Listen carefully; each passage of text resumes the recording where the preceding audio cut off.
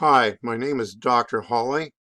I teach philosophy, and in this video I am showing how to find and download an open resource text for a ZTC course in philosophy. Here we are at the OERcommons.org repository. We can see the URL right up here in the left-hand corner. It's OERcommons.org. Now we see a bar that has a green search at the top left corner, and we don't do search yet. We hit advanced search down below here. Click on that, and that brings up an advanced search place here. Now here we find search resources, and now here I want to enter my keyword. My keyword is philosophy. PHILOSOPHY.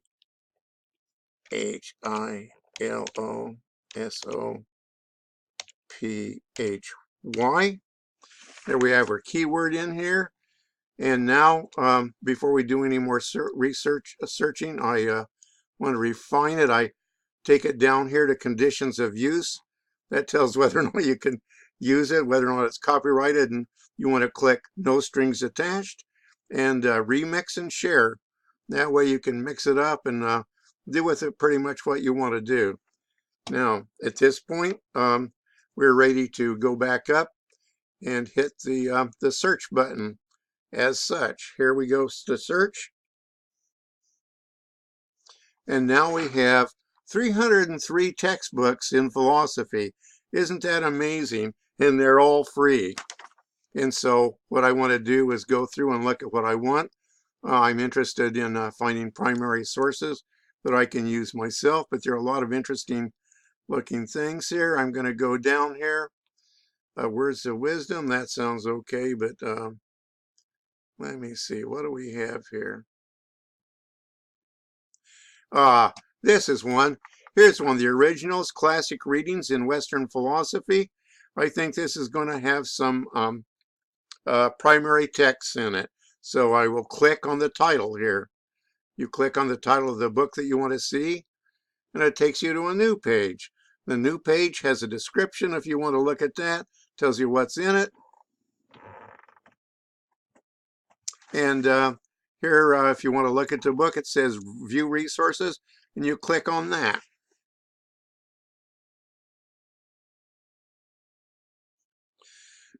Here's the name of the book, and here's the icon for it. It's its photo credit, and you look over here at the right-hand side here, and I want to download this book, and so I have some options here, and I click on Readable.